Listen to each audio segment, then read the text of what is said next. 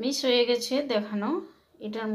এটার 1 চামচ কালো জিরে, একটু কম আছে, আর স্বাদ মতো নুন, তারপরে সাদা তেল দিয়েছি, যেমনি ময়দাটা লুচির মাখানো হয়। নুন, কালো জিরে আর সাদা তেল, তো এমনিভাবে মেখে এবার আমি ধীরে ধীরে জল দিতে থাকবো। মুঠো মুঠো করে ভালো করে ময়দাটা মেখে নেব। এমনিভাবে মাখতে থাকবো ধীরে ধীরে জল দিয়ে, মুঠি করব না, হালকা হালকা করে মাখলে নরম হবে, না তো মুঠি করলে মুঠো মতো এমনি শক্ত হয়ে যাবে।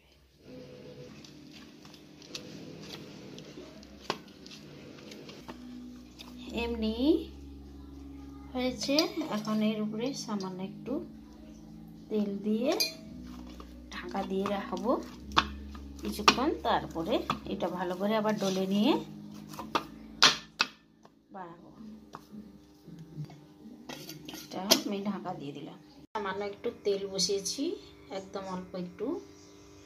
তেলটা গরম হয়ে গেছে, গ্যাসটা অফ করে দিচ্ছি আমি হিং এতটা, 10 পিস কচুরির জন্য, আর 4 চামচ আদা রসুন আদা আর লঙ্কা বাটা ছিল, সেটা 2 চামচ এটা,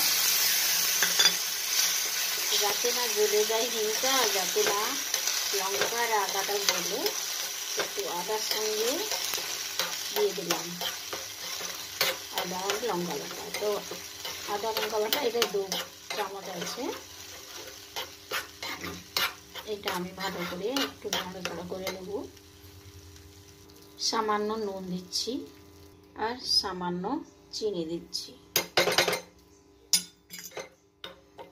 কচুরিটা বানালে তার সঙ্গে যদি কিছু না দেওয়া যায়, খালি হিঙের কচুরি, হিংটা কি দিয়ে দিতে পারবে, অনেকে খালি হিং দেয়, তো হিংটা আমি এর সঙ্গে, যদি মটরশুঁটির কচুরি হয়, মটরশুঁটির কচুরিতেও মশলা পড়ে না, খালি মটরশুঁটিটাই দিয়ে হয়, তাতেও তো মশলা পড়ে, তো এর মধ্যেও এটা মশলা। আর একটু চুলাটা জেলে আমি এমনিভাবে করে নেব, তারপরে এই চামচ দিয়ে লাগিয়ে দেবো সামান্য সামান্য। ময়দাটা মেখেছিলাম 10টা গুলি হয়ে গেছে। এখন আমি বানাচ্ছি। কড়াই বসিয়ে দিয়েছি, এখন তেলটা দিব।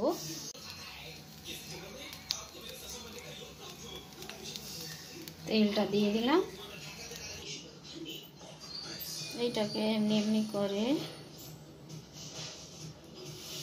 আমি যে হিং আর আদা লঙ্কার বাটাটা দিয়েছিলাম, ওটা একটু এর মধ্যে দেব সামান্য, আর এটাকে এমনিভাবে মুড়ে তারপরে আমি একটু ময়দাতে ডুবিয়ে এটা বেলে নেব।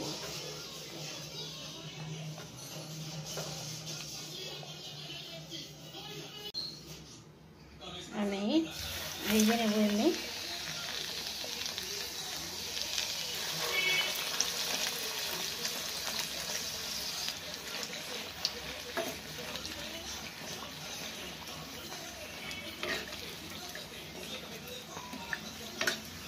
বড় বড় রাধা বল্লভীর মতো একদম ফুলে ঢোল হয়ে গেছে। আবারও একটা আমি দেখাচ্ছি, আর এটা সবাই জানে, তো এই মশলাটা যে আমি দিয়েছি হয়তো সবাই জানে না। এইভাবে দিয়ে আবারও বেলে নেব একইভাবে।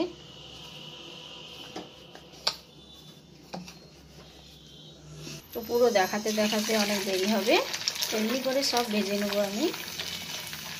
আর হিং আদা কাঁচা লঙ্কা দিয়ে খুবই ভালো টেস্ট, একবার বানিয়ে দেখুন এই কচুরিটা, বা রাধা বল্লভী চা বলতে পারেন, হিং আর আদা দিয়ে।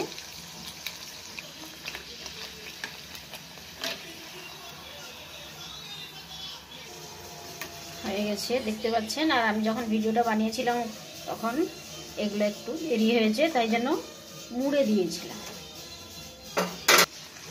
দেখতেই পাচ্ছেন একের পর এক সব খুব সুন্দর হয়েছে। আর ঠান্ডা হয়ে গেলে তো একটু নরম হয়ে যায়। তো সম্পূর্ণ ভাজা হয়ে গেছে।